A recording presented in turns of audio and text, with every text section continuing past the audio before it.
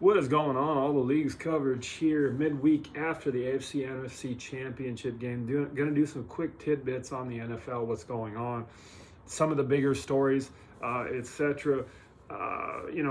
First things first, anything to do with the Broncos is kind of my niche. Them firing their OC. What does that mean? Lombardi is there for 3 years. Some of it had to do with Russell Wilson, so that's tainted. Anything having to do with Russell Wilson is the worst of the worst. Next steps, had a couple of decent years, but I will say they had many games where out of the 4 quarters, 3 of the 4 quarters were awful. Then it's all of a sudden like Nick's light turned on and he had a nice 4th quarter. So there were a lot of lulls there. You can say, well, was that Lombardi or was that Peyton? And then you mix in Davis Webb. A lot of it was Peyton, but he's the overall guy for the whole team. So getting rid of Lombardi, I think, is a good move. We'll go from there. We'll see what happens. I think they're opening the door for Davis Webb. They want to keep him. He's that new hot name in the league like they have every year. 4 or 5 guys. Oh, this guy can't miss. He's going to be the best of the best. We don't know that. But if he's the OC for Denver next year, I think I'll be pretty happy about it. He and Peyton, hopefully they bring something new and they bring him that next step level.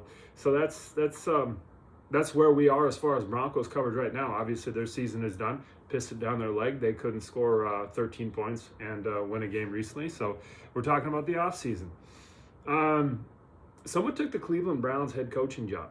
Right now, I was an assistant coach for a high school team for a little bit. Right now, if Cleveland reached out to me and said, hey, head coaching job, here's the offer, I'd be like, I don't accept.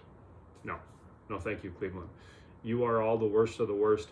Todd Monken took the head coaching job for the Cleveland Browns. 2 years from now, he'll be looking for another job, and he'll just go back to being an offensive coordinator. Put that in the bank. There's no doubt about that. So that's just kind of sad. Cleveland's just a sad franchise. I don't even hate Cleveland.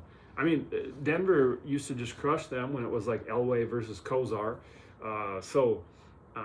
That is that. Yeah, I mean, someone accepted the Cleveland Browns head coaching job.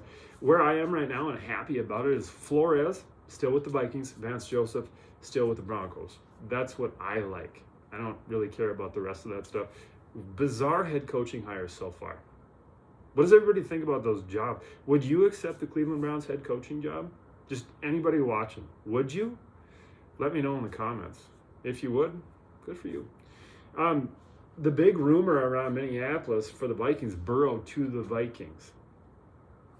Do it.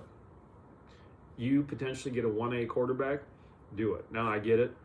You're getting rid of 9. A guy who's nicknamed himself 9 is like a superhero, alter ego, which is kind of stupid, but he's a young dude. I mean, he'll have a chance to grow. Jury's out on what that might look like 4 or 5 years from now. After 2 years, he's a complete failure. No doubt about it. The Vikings quarterback room is a complete failure. He and Max Brosmer. But there you go. If you get a chance to get a Pro Bowl, a high-level Pro Bowl quarterback, and I'll speak about Pro Bowl in a bit, Burrow, I'd say you do it. Give up a draft pick or 2. Give up a pass rusher. Give up 9. I say go for it. Those dudes don't grow on trees. Make it happen. I guess in other stories, the Super Bowl's coming up. I guess they're still going to do that, even though the Broncos didn't make it. I don't really know why, but I've been told the Seahawks and the Patriots are in the Super Bowl. So, yeah, they are still going to do the Super Bowl out in California this year. I think they should cancel it. I don't really think there's a point. Yeah, those are the quick bits on the NFL and coverage for Wednesday, January 28th.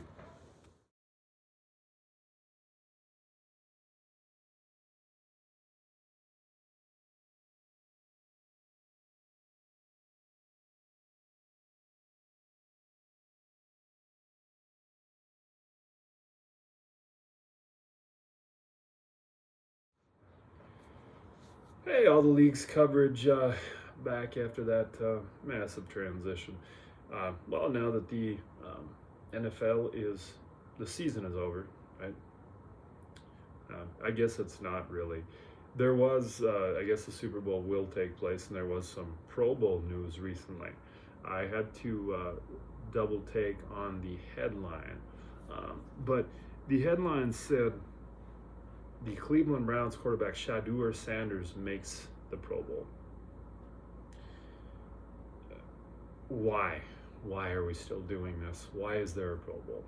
Please, just have a couple of guys play Madden. One for the AFC, one for the NFC. Name the Pro Bowl rosters and all, and let's all just move on from there.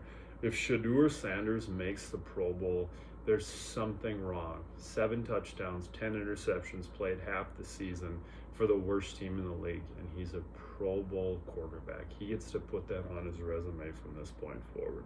That is a travesty, it's a mockery, it's a joke. There's no reason there should be a Pro Bowl associated with the NFL. They all go to some vacation paradise and play Dave and Buster style games the whole time. Do people watch that? Wow, dude. What are we doing? Anyway, let's move on to NBA coverage here real quick. And when I say that, the main ones are for me going to be the Timberwolves. I'm here in Minneapolis, and the Celtics. Been a fan for a long time. First things first, Celtics play the Blazers the other night. Great game. Great start, 13-5, 32-11 at the end of the first quarter. Longer story short, big performances by Jaylen Brown, which is always the case. The guy's an MVP candidate for a reason. And Peyton Pritchard was amazing the other night. Big shots are made, all that good stuff. I will say one guy who needs a reference, besides Williams, the center for the Celtics, he came in and played the best I've seen him, which is outstanding. Great to see. They got Keita, they got Garza. Those guys are all performing. Big deal for the Celtics. But Tumani Kamara for the Blazers, I saw this stat and it made me want to vomit. He has the most offensive fouls drawn for the year, and then I watched him for one quarter and I could see why. My God, his flopping ability, it's off the charts. Falls over anytime someone sets a screen, falls over anytime someone extends an arm a small amount. That's not a skill, like the announcer said the other night. That's BS. I can't stand it. He's annoying AF. I hate him. He's on my shit list, period. Next, Timberwolves. Really rough go of it lately. And I don't want to jump into the other stuff that's real heavy as far as Minneapolis, Minnesota politics, so I'm not going to. But real rough go of it lately. They finally get a win the other night, and it's against the G League affiliate of the Golden State Warriors. Is that anything to write home about? Obviously, no. You beat Pat Spencer, a gentleman named Guy Santos.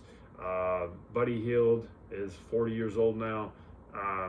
All that good stuff. So at least they got a win in. I'm happy about seeing that, and maybe they can use it as a stepping stone for something. The big story there has got to be Ant. I mean, he's missed, I think, approximately 10 games at this point. I truly thought he'd be number 1, 2, or 3 for the MVP consideration now. He's not even an all-star starter, which is shocking. So Ant's not the type of guy to pull the Kawhi with injury management, like for 4 weeks at a time. But get well soon, Ant. I'm hoping to see you ascend into that MVP level for the remainder of this season.